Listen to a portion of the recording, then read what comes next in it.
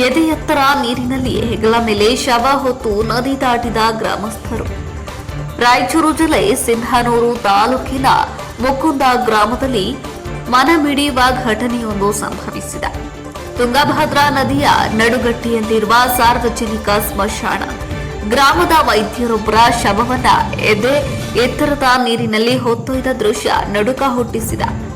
ನದಿ ನೀರಿಲ್ಲದೆ ವೇಳೆ ಸ್ಮಶಾನಕ್ಕೆ ನಡೆದುಕೊಂಡು ಸಾಗುವ ಗ್ರಾಮಸ್ಥರು ಜಲಾಶಯದ ಹೆಚ್ಚುವರಿ ನೀರು ನದಿಗೆ ಹರಿಬಿಟ್ಟರೆ ಎಂಟೆದಬೇಕು ಸ್ಮಶಾನ ತಲುಪಲು. ಕುಟುಂಬದ ಸದಸ್ಯರು ಶವ ಹೊತ್ತು ನದಿಯಲ್ಲಿ ಸಾಗಿದ್ರೆ ಶವ ಸಂಸ್ಕಾರ ನೆರವೇರಿಸಲು ಬಂದಿದ್ದ ಮಹಿಳೆಯರನ್ನ ಹರಿಗೋಲಿನಲ್ಲಿ ಕರೆದೊಯ್ಯುವ ಜನ, ನದಿ ನೀರಿನಲ್ಲಿ ಈಜಾಡಿ ಸ್ಮಶಾನ ತಲುಪುವ ಪುರುಷರು. ನದಿ ನೀರಿನ ಪ್ರಮಾಣ ದಿಢೀರ್ ಹೆಚ್ಚಿದ್ರೆ ಎಲ್ಲರೂ ಮುಳುಗಡೆಯಾಗುವ ಅಪಾಯ. ಸ್ಮಶಾನಕ್ಕೆ ಸರ್ಕಾರ ಭೂಮಿ ಕೊಟ್ಟರು ಹಳೆ ಸಂಪ್ರದಾಯದ ಬಿಡದ ಗ್ರಾಮಸ್ಥರು.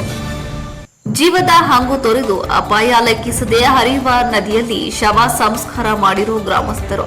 ಇದೀಗ ಈ ವಿಡಿಯೋ ಸಾಮಾಜಿಕ ಜಾಲತಾಣಗಳಲ್ಲಿ ಫುಲ್ ವೈರಲ್ ಆಗಿದೆ. ವರದಿ ಗಾರಲದೇನೆ ವೀರನಗೌಡ.